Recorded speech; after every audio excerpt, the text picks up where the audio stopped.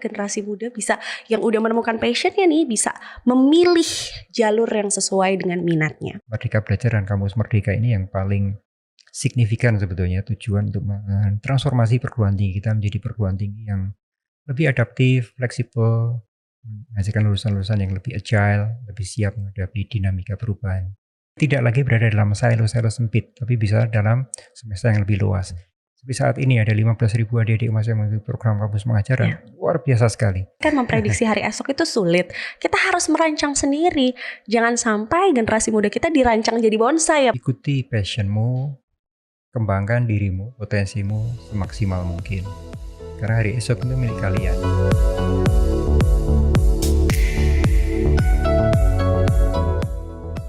Hai sahabat Dikbud, kembali hadir bersama saya Diaris kita di Pojok Dikbud. Dan tentunya bersama kita juga telah hadir narasumber dari Kementerian Pendidikan dan Kebudayaan Republik Indonesia. Sebelumnya, sebelum kita berbincang lebih lanjut, saya ingin memberitahukan terlebih dahulu kepada sahabat Dikbud semua bahwa terlaksananya acara hari ini sudah mematuhi protokol kesehatan. Maka dari itu, saya akan izin untuk melepas masker.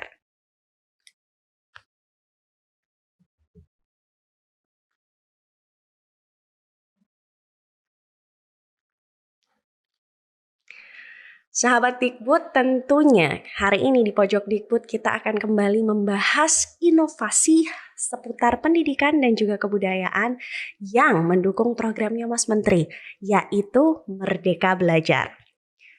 Pada tanggal 24 Januari 2020, Mendikbudristek Mas Nadiem Anwar Makarim telah meluncurkan kebijakan Merdeka Belajar yang bertajuk Kampus Merdeka.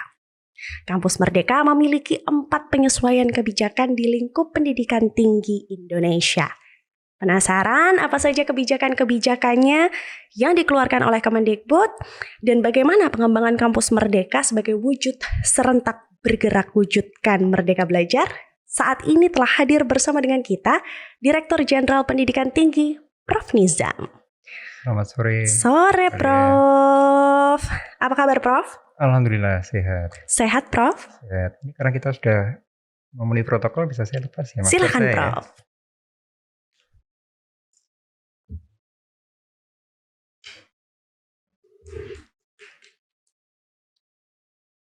Baik, kita ngobrol-ngobrol ya, Prof. Merdeka Belajar. Lalu tiba-tiba ada istilah juga dari Mas Menteri, Kampus Merdeka. Nah, kira-kira yang dimaksud dengan kebijakan Merdeka Belajar, Kampus Merdeka itu apa, Prof? Iya, memang ini sudah zamannya merdeka ya. Iya. Jadi sebetulnya Ki Hajar Dewantara 100 tahun yang lalu, 1938 sudah menulis bahwa tujuan pendidikan itu esensinya sebetulnya adalah menyiapkan insan Indonesia untuk merdeka dan berbudaya. Insan-insan yang merdeka dan berbudaya. Nah, insan merdeka menurut Ki Hajar Dewantara itu 3. 1, mandiri. 2, tidak bergantung pada orang lain. Dan ketiga, mampu untuk menentukan hari esoknya sendiri. Di prinsip inilah yang kemudian dibawa oleh Mas Nadiem sebagai satu kebijakan nasional untuk membangun insan-insan merdeka tadi. Insan merdeka yang bisa mengembangkan potensinya, bakatnya, passionnya secara optimal begitu. Jadi kita buka ruang-ruang sempit, silo-silo dalam pembelajaran, dalam semesta belajar yang luas sekali. Nah, ini jadi kita membawa alam pikiran, penyiapan SDM unggul melalui semesta yang lebih luas. Karena belajar itu bisa dilakukan dimanapun, dari siapapun, dan dalam konteks apapun. Baik, merdekanya sudah 100 tahun lalu ya, Prof. Ki Hajar Dewantara sudah bikin teorinya, mengingatkan sudah dari 100 tahun lalu, tapi perlahan kita berusaha untuk bisa mengimplementasikannya. Latar belakangnya apa sih, Prof? Merdeka Belajar, Kampus Merdeka itu, Prof? Ya, baik. Pertama kita melihat ya, setiap anak itu kan punya passion yang berbeda satu dengan yang lain. Punya cita-cita yang berbeda satu dengan yang lain. Kita ambil dalam satu kelas saja, kita tanya 2 mahasiswa, tidak ada yang sama passionnya, sama hobinya, sama cita-citanya, sama ingin jadi apa gitu ya. Tetapi selama ini itu mereka kita masukkan ke dalam kelas yang sama, harus membaca buku yang sama, ketemu dosen yang sama, mengerjakan tugas yang sama, masuk ke perpustakaan yang sama, masuk ke laboratorium yang sama. Padahal masing-masing punya hari esok yang berbeda satu dengan yang lain. Oleh karena itu, ini kita buka ruang dengan cara bagaimana? mahasiswa bisa punya hak sampai 3 semester untuk mencicipi dunia yang sesungguhnya, mencicipi lapangan pekerjaan yang akan dia masukin nantinya. Jadi profesional seperti apa sih saya nanti? Silakan mencoba terjun ke dunia itu. Nah, 3 semester tadi bisa diwujudkan dalam bentuk pertama, mahasiswa tadi berkesempatan untuk mengambil mata kuliah di luar prodinya. Makul di luar Mata kuliah di luar prodinya. prodinya. Jadi kalau selama ini semua mahasiswa harus mengambil 144 SKS di prodinya. Nah, sekarang boleh ngambil 20 SKS dari prodi lain. Misalnya mahasiswa teknik. Ini pengen nih tahu apa sih sebetulnya sosiologi itu. Karena dia tahu, melihat misalnya Pak Basuki, Menteri PUPR, kok bisa ya membangun jalan di pedalaman Papua, di pedalaman Kalimantan. Setelah dia mati, oh ternyata Pak Basuki itu paham tentang kultur, Ya. paham tentang antropologi masyarakat, paham tentang komunikasi dengan masyarakat. Nah, saya ingin seperti Pak Basuki. Tapi di kuliah saya nggak ada Nggak itu ada yang ngajarin tuh. sosiologi, nggak ada itu tentang komunikasi, nggak ada itu tentang antropologi. Betul. Saya ingin belajar sekarang. Nah, mereka bisa ngambil mata kuliah antropologi, bisa mengambil mata kuliah sosiologi, bisa mengambil mata kuliah tentang budaya dan sebagainya. Jadi dengan begitu, dia bisa merancang hari esoknya secara lebih dini. Bukan harus berpengalaman puluhan tahun seperti Pak Basuki baru bisa berkomunikasi dengan baik dengan masyarakat. Itu yang 1 semester tadi di luar program studinya. Ya. Jadi tidak lagi berada dalam silo-silo sempit, tapi bisa dalam semester yang lebih luas. Yang kedua, bisa sampai 2 semester, 40 SKS, dihargai full 40 SKS untuk menimba dari pengalaman. Masuk ke dalam kampus kehidupan. Bagi yang passionnya, oh saya tuh pengen bekerja di perusahaan multinasional, seperti apa ya? Nah, mereka bisa merasakan itu. 1 semester misalnya kerja di perusahaan multinasional, di Schlumberger, di Total, dan sebagainya. Nah, mereka dengan begitu tahu bagaimana budaya kerja, bagaimana disiplin kerja, apa hard skill yang harus dikuasai, apa soft skills berkomunikasi dengan mitra dari berbagai negara, mengetahui bagaimana tenggat waktu yang harus disiplin betul dipenuhi, bagaimana disiplin kerja, bagaimana lingkungan kerja yang membutuhkan profesionalisme tinggi. Tidak seperti sekarang, setelah lulus baru menerka-nerka. Mau kemana, seperti apa, Ya seketerimanya aja deh, jadinya begitu Prof. Nah itu, jadi diberi kesempatan untuk baik tadi misalnya magang, bagi yang passionnya ingin mendidik, saya itu sebenarnya ingin jadi guru. Silakan ikut program kampus mengajar. Seperti saat ini ada 15.000 adik-adik mahasiswa mengikuti program kampus mengajar, luar biasa sekali hasilnya. Dan itu dihitung di SKS. Dihitung di SKS kan, jadi tidak hilang masa studinya, tidak kehilangan waktu untuk belajarnya, tidak terbengkalai, tidak double mikir. Kalau dulu kita kerja praktek 1 bulan misalnya, jiwa ini dibelah 2 Prof. Ini masih harus mikir PR, mikir tugas-tugas, mikir kuliah yang tertinggal dan sebagainya. Sekarang nggak full. Kalau udah 6 bulan di lapangan ya sudah, silakan full 6 bulan, tapi konsekuen. Full 6 bulan mendapatkan pengalaman dan nilainya sesuai dengan hasil 6 bulan tadi. Kalau misalnya dia ikut magang tapi mangkir, ya nggak dapat nilai, ya rugi, 20 SKS hilang.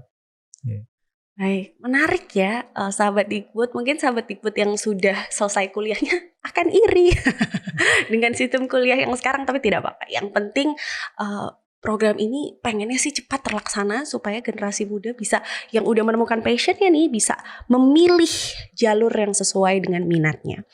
Prof, boleh disebutkan apakah tadi 4 penyesuaian kebijakan Kampus Merdeka, Prof? Ya, jadi kebijakan-kebijakan yang dilakukan Mas Menteri ini mulai dari mendorong perguruan tinggi kita untuk lebih otonom, karena saat ini perguruan tinggi kita terutama yang negeri ya, itu aturan administrasi, aturan keuangan itu sangat-sangat rigid, sehingga sangat sulit bagi perguruan tinggi negeri kita untuk berakselerasi dan melakukan inovasi-inovasi. Oleh karena itu didorong perguruan tinggi negeri tadi untuk menjadi PTN berbadan hukum. Jadi dengan menjadi PTN berbadan hukum itu, maka perguruan tinggi itu akan mempunyai fleksibilitas yang lebih tinggi di dalam melakukan inovasi, termasuk juga melakukan efisiensi, karena resources yang dimiliki oleh PTN tersebut akan bisa diberdayagunakan untuk menambahkan income bagi perguruan tinggi yang pada akhirnya akan meningkatkan mutu pembelajaran, memberikan subsidi pada mahasiswa dan sebagainya. Kemudian juga dalam sistem akreditasi. Dalam sistem akreditasi itu didorong untuk nantinya arahnya itu sebenarnya ke arah akreditasi yang berdasarkan pada voluntary. Jadi kalau memang saya butuh akreditasi. Kalau tidak butuh ya nggak usah akreditasi. tapi kan kita masih diatur oleh undang-undang sehingga wajib. Sehingga untuk memberikan ruang itu, maka bagi perguruan tinggi program studi yang sudah terakreditasi, mereka bisa melanjutkan akreditasinya itu tanpa harus melakukan akreditasi ulang selama tidak ingin meningkatkan akreditasinya. Kemudian yang paling penting sebenarnya dari program-program itu adalah program Merdeka Belajar itu sendiri, Kampus Merdeka, karena itulah yang merupakan transformasi terbesar dan paling penting yang mendisrupsi seluruh program studi kita untuk keluar dari silo-silo tadi. Oh, tadi ada satu lagi tentang pembukaan program studi ya, program-program studi yang didirikan dengan bekerja sama dengan mitra-mitra yang kompeten, yang pemain-pemain kelas dunia, dengan industri kelas dunia, dengan perguruan tinggi kelas dunia, itu kita permudah izinnya, bisa dikatakan hampir tanpa izin selama itu ada kerjasama yang kuat dengan mitra tadi. Yang paling penting saya garis bawahi tadi, Merdeka Belajar dan Kampus Merdeka ini yang paling signifikan sebetulnya tujuan untuk transformasi perguruan tinggi kita menjadi perguruan tinggi yang lebih adaptif, fleksibel, menghasilkan lulusan-lulusan yang lebih agile, lebih siap menghadapi dinamika perubahan. Lalu kalau misalnya Prof, saya mulai penasaran kira-kira keunggulan dari program Kampus Merdeka ini. Walaupun ya udah pasti lebih unggul sih kalau feeling saya daripada produk-produk kuno seperti kita yang ada di sini ya. Apa sih Prof kelebihan atau keunggulan dari program Kampus Merdeka ini Prof? Yang nggak akan ditemui sebelumnya. Nomor satu tadi, potensi mahasiswa, passion mahasiswa itu akan jauh lebih terakomodasi dengan program yang merdeka tadi, yang fleksibel tadi. Yang kedua adalah nyambungnya antara hilir dengan hulu, antara dunia kerja dengan kampus.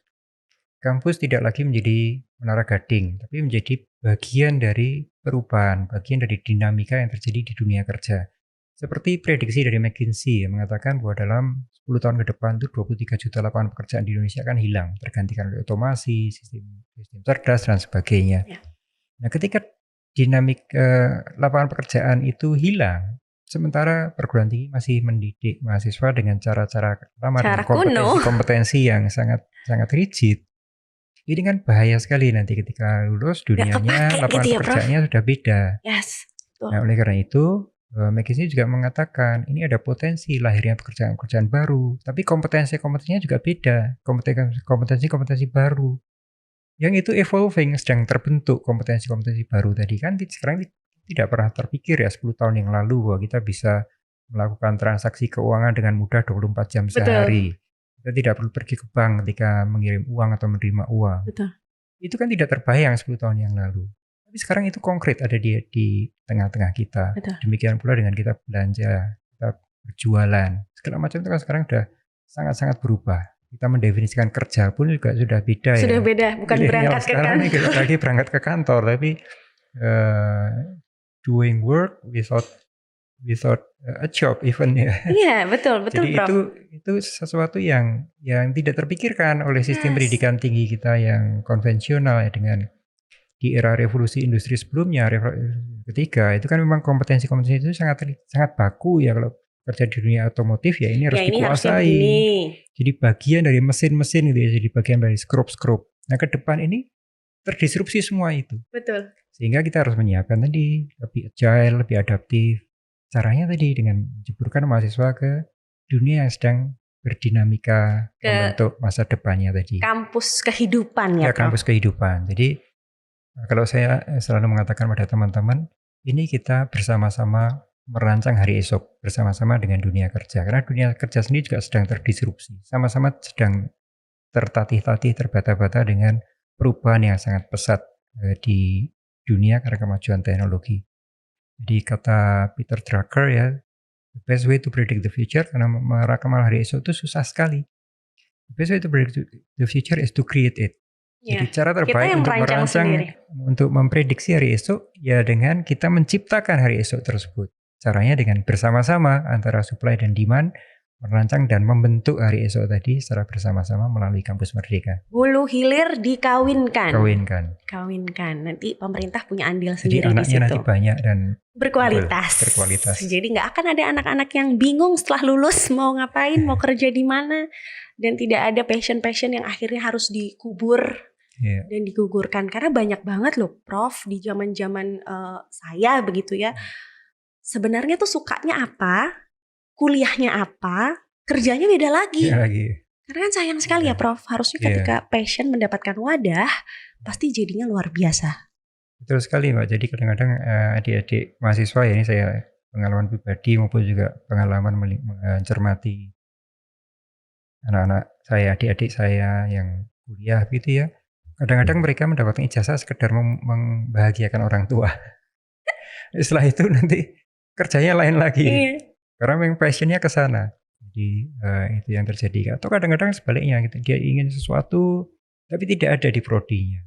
Iya. Dia ingin mengembangkan passion tertentu tapi dia masuk ke dalam lorong sempit tadi. Jadi ini yang harus iman-iman. Jadi ini seperti waste of time. Iya. Waste of resources, dan yang paling penting waste of potential. Jadi potensi yang seharusnya bisa berkembang sangat maju, jadi tidak berkembang, terbonsaikan lah oleh sistem. Terbonsaikan. Ibarat kata tadi kalau misalnya kita bisa memprediksi hari esok sih enak ya Prof. Tapi kan memprediksi hari esok itu sulit.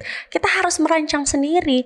Jangan sampai generasi muda kita dirancang jadi bonsai ya Prof. Iya. Jadinya kecil-kecil aja segitu. Kita harus jadi beringin atau jadi pohon-pohon tinggi lainnya.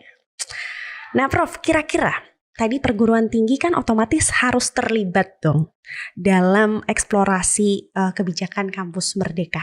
Sampai mana nih Prof keterlibatan kampus di program ini? Ya, nomor satu tentu perubahan itu harus terjadi di perguruan tinggi. Betul. Karena kampus lah yang menyelenggarakan pendidikan. Dan ini perubahan yang paling penting adalah perubahan mindset. Mindset mendesain bahwa pendidikan ke depan itu harus lebih agile, lebih dinamik, lebih adaptif, dengan perubahan-perubahan yang cepat.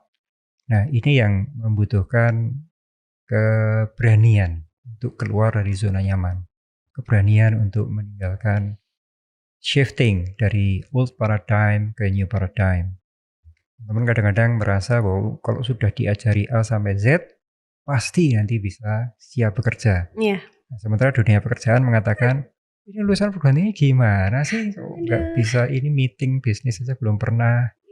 Menghadapi tantangan kompleks, problem solving nyata di lapangan bingung. Jadi adik-adik sarjana baru gitu kadang-kadang ragu-ragu ketika memasuki hari pertama bekerja, kadang-kadang takut bekerja dan sebagainya. Nah, ini tidak boleh lagi terjadi. Dengan begitu nomor satu tadi ini shifting paradigm, mindset untuk keluar dari apa yang selama ini kita lakukan. Mindset itu paling ini ya Prof, core-nya atau mungkin paling harus kesadaran bahwa kita ini sedang menghadapi dunia yang berubah dengan sangat pesat.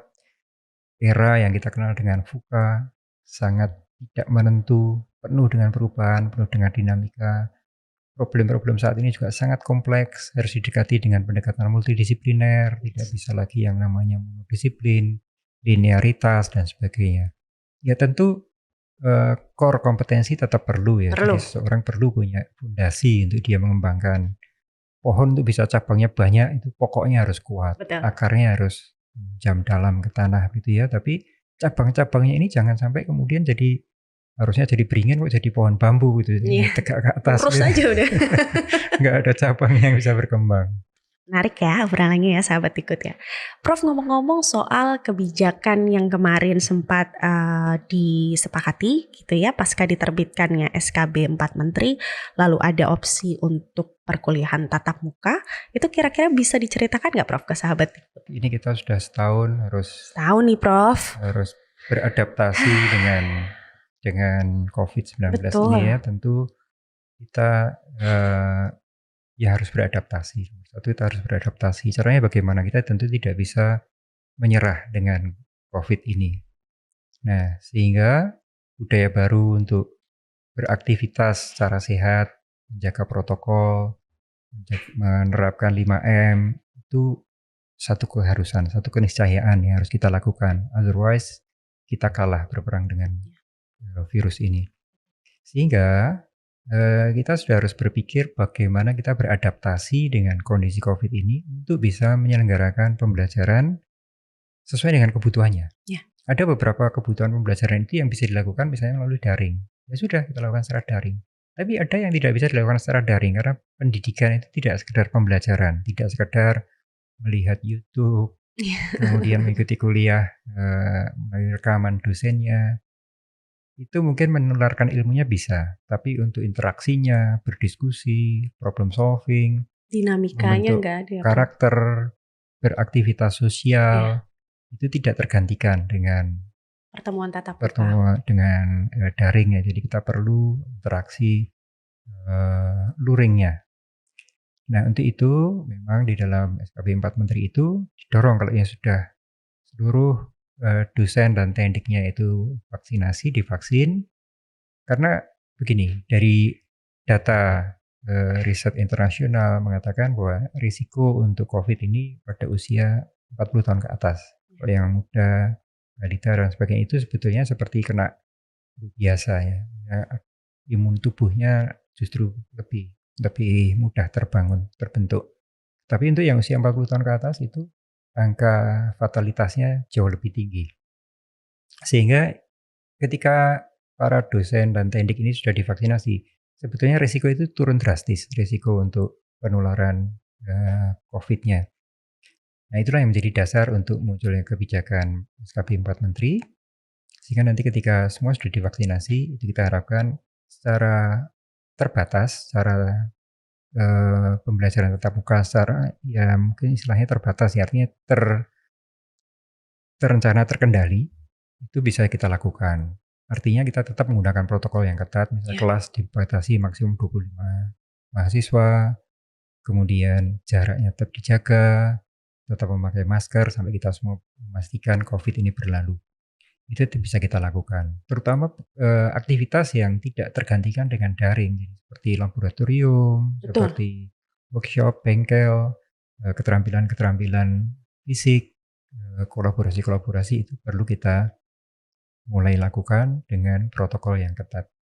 Karena sebetulnya kalau kita lihat selama kita menjaga protokol dengan ketat, itu tingkat risiko penularan menurun sangat drastis.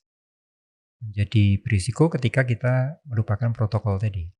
Itu saja saya rasa. Jadi sesuai dengan kemarin kebijakan dari SKB 4 Menteri bahwa akan ada pertemuan tatap muka, tetapi masih juga tetap mematuhi protokol karena mau gak mau sahabat Dikbud banyak sekali aktivitas-aktivitas di kampus yang sebenarnya tidak bisa dilakukan secara daring, harus luring begitu ya. Maka dari itu kebijakan segera dibuat. Tadi ada satu statement dari Prof bahwa vaksinasi seluruh dosen dan tenaga pendidik yang ada di kampus sudah melakukan vaksinasi. Apakah ini menjadi syarat utama, Prof? Iya, itu sangat penting. Jadi untuk memastikan kita minimalisir lah, kalau bisa kita zerokan risiko dari penularan di lingkungan kampus. Kita tidak ingin lahirnya klaster COVID di dalam kampus. Nah, kemudian juga kan program vaksinasi nasional ini terus berjalan ya. Betul. Harapan kita ya di 2022 nanti sudah semakin universal, semua imunitas herd immunity-nya terbentuk. Jadi ketika herd immunity itu terbentuk, mestinya risiko penularan akan drastis sekali turun. Ini yang harus kita bangun bersama, herd immunity ini. Herd immunity itu terbentuk melalui dua hal. Pertama melalui vaksinasi dan kedua melalui perubahan perilaku. Ya. Nah, perubahan perilaku itu kita bisa secara aktif melakukannya. Baik di dalam memastikan kita bisa hidup lebih bersih, lebih sehat, menjaga protokol dan sebagainya. Nah, yang herd immunity ini yang memerlukan intervensi dalam bentuk vaksinasi dan meningkatkan imunitas setiap kita semua. Setiap individunya ya, Setiap Prof. individu ya. Ya, semuanya berproses ya sahabat Dikbud ya. Perlahan yang penting kita lakukan bersama-sama dan kita nurut aja deh arahan yang harus kita lakukan 5M itu tetap kita lakukan sehingga kita juga membantu mempercepat terputusnya penularan COVID-19. Kalau tadi kembali ke Kampus Merdeka, Prof, kira-kira kapan ini Prof realisasi Kampus Merdeka akan mulai bisa dirasakan oleh sahabat-sahabat Dikbud di rumah? Ya, Kampus Merdeka sendiri sebenarnya sudah berjalan sejak bulan Juni kira-kira tahun lalu. Jadi setelah diumumkan Mas Menteri bulan Januari ya di launch. Saat itu juga sebenarnya beberapa program sudah mulai diluncurkan, seperti misalnya program mahasiswa relawan COVID-19. Ya. Waktu itu diikuti oleh lumayan banyak, hampir 15.000 mahasiswa juga yang terlibat di dalam relawan kesehatan, dan mereka melakukan berbagai macam aktivitas dan mendapatkan SKS atas aktivitas tersebut. Kemudian juga banyak sekali adik-adik mahasiswa yang melakukan program-program kerelawanan di luar kesehatan ya, seperti misalnya mahasiswa dari teknik, dari sains membuat sanitizer, membuat desinfektan, melakukan desinfeksi ke fasilitas-fasilitas umum, itu bagian dari yang bisa di SKS-kan. Kemudian juga kampus mengajar, itu sudah berjalan dari semester yang lalu dan dilanjutkan di semester ini. Itu luar biasa sekali. Belasan ribu juga mahasiswa yang mengikuti program tersebut dan mereka di SKS-kan atas kegiatan tersebut. Dan kemarin dari survei kita untuk kampus mengajar itu responsnya luar biasa dari para guru, 90% lebih mengatakan program itu sangat membantu guru-guru terutama di masa pandemi ini karena Ya. sulit untuk melakukan pembelajaran di kelas ya. Sehingga kehadiran adik-adik mahasiswa itu sangat-sangat membantu para guru dan orang tua di dalam melakukan pembelajaran adik-adik kita yang masih di sekolah dasar. Kemudian juga program-program untuk penelitian. Banyak mahasiswa yang mendampingi dosennya dalam melakukan berbagai penelitian. Dan selama pandemi ini justru hasil invensi inovasi dari kampus kita meningkat luar biasa sekali. Ada ventilator, ada robot nurse, ada Genus, ada rapid test dan sebagainya. Itu lahir dari kampus karena tadi para dosen melakukan penelitian dan tentu dibantu oleh para mahasiswa dengan program kampus merdekanya itu. Jadi banyak program yang sudah berjalan. Nah, di semester depan ini pemerintah menyiapkan lebih banyak lagi program yang skalanya skala nasional. Jadi mulai dari pertukaran mahasiswa, kemudian magang industri, kemudian micro credentials yang itu rencananya bisa mengakomodasi puluhan ribu mahasiswa. Di semester kemarin ini kita juga menyelenggarakan misalnya Google Bangkit, itu juga diikuti oleh 3.000 mahasiswa, bagus sekali itu programnya. Adik-adik mahasiswa belajar tentang Android programming, tentang machine learning, UX, UI, dan sebagainya. Dan di akhir program tersebut mereka membuat capstone design project yang teamwork, menyelesaikan satu aplikasi untuk satu case nyata di industri. Entah itu industri kesehatan, entah itu industri transportasi, entah itu industri manufaktur, dan sebagainya. Jadi betul-betul menyelesaikan problem konkret dengan pengetahuan yang diperoleh mahasiswa selama intensif 6 bulan mengikuti pelatihan tentang machine learning. Pelatihan itu dilakukan sesuai dengan passion tentunya, lalu mahasiswa juga difasilitasi dengan pelatihan tersebut dihitung sebagai SKS perkuliahan, mahasiswa mendapatkan pengalaman, dan mahasiswa akhirnya bisa menciptakan produk yang menjawab masalah dari industri. Betul, dan juga itu dibawa sampai ke business plan ya. Jadi adik-adik mahasiswa bisa mungkin dari idenya itu bisa melahirkan startup baru. Itu pun juga kita akselerasi. Kita berikan berbagai macam program untuk kewirausahaan mahasiswa, program startup, dan tidak hanya oleh pemerintah tapi juga bermitra dengan teman-teman di dunia industri. Tadi ada kata-kata kita mengawinkan ya Prof, antara kampus dengan industri. Ya. Lalu sekarang gimana Prof, tantangannya apa Prof dalam mengawinkan itu? Apakah lancar-lancar saja atau kiranya apa yang harus diperhatikan dalam proses perkawinan itu Prof? Tentu nomor satu PDKT-nya dulu. Iya, layaknya seperti manusia sahabat Dikbud. Kadang-kadang kan industri ini apaan nih? Kita kenalan dulu ya Prof. Kenalan dulu. Nah ini untuk kenalan ini kita ada platform Kedereka misalnya. Kedereka itu sebagai satu platform untuk saling menyapa, saling mengenal. Ya syukur-syukur nanti cocok berjodoh. Jadi ini biru jodoh untuk kampus dengan dunia kerja, dengan industri.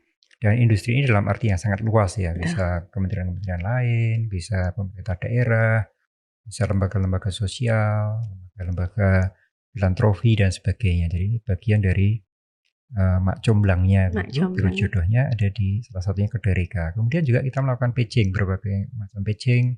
Bahkan Mas Menteri sendiri, Mas Nadiem juga beberapa kali melakukan pitching dengan industri, menyampaikan pada mereka bahwa sekarang ini kita membuka kampus lebar-lebarnya dan kita persilakan seluruh industri, seluruh mitra kita untuk membuka kampus-kampus kecil.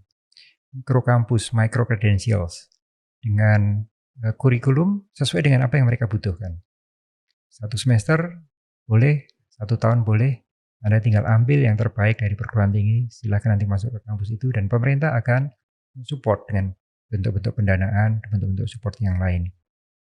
Jadi ini kita buatkan platformnya, biro jodohnya, kita siapkan anggaran untuk mengakselerasi pernikahan tadi, dan yang ketiga, kita dorong kedua sisi untuk ketemu yuk gitu ya. Karena ya gimana ya Prof, kadang yang diajarkan di kampus zaman-zaman saya sama ternyata yang ada di lapangan berbeda. Jadi kayak sepertinya saya harus belajar dari nol lagi nih ketika masuk ke lapangan pekerjaan. Harapannya generasi baru, generasi muda yang sekarang tidak merasakan itu ya Prof ya. Betul sekali. Jadi kalau istilahnya Mas Menteri kan menjeburkan adik-adik ini ke laut lepas gitu ya, Biar belajar renang ya Prof. tapi tetap diberikan pelampung, itu dosanya tetap ikut Nyebur. jagain gitu. Seperti waktu kita belajar naik sepeda kan ya, dipegang dari belakang, Sambil dilepas, lari-lari, lepas, tangkap lagi. tangkap lagi kita mau jatuh. Baik, analogi yang cukup relate seperti main sepeda gitu ya. Belajar sepeda begitu juga kita nggak akan dilepas langsung begitu saja, nggak kok. Akan ada tetap dosen dan mentor-mentor yang mengawasi. Baik Prof, kiranya dari Prof sendiri bagaimana kalau Prof mendengar tema yang diangkat di Hardiknas kemarin, serentak bergerak, wujudkan merdeka belajar. Bagaimana Prof? Tanggapan dari Prof Nizam? Iya, sangat tepat karena ini tidak bisa satu sisi, tapi dari semua pihak, semua kalangan harus bersama-sama mewujudkan ini.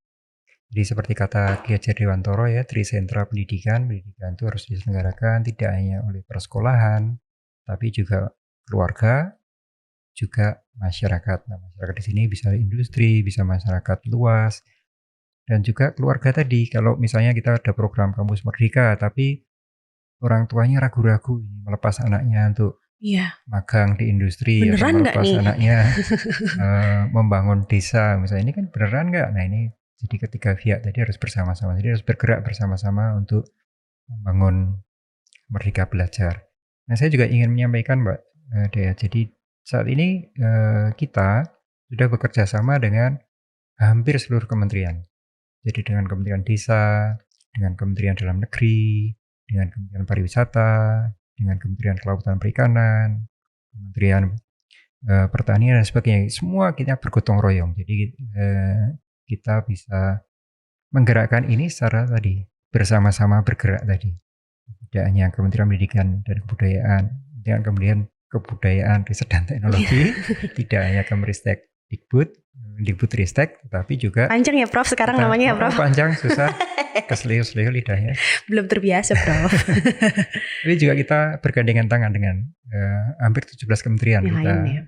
Sudah ada MOU, sudah ada PKS, jadi saling melengkapi, saling mengisi. Misalnya contoh dengan Kementerian Desa, kita bisa ikut membangun desa, program-program Kementerian Desa.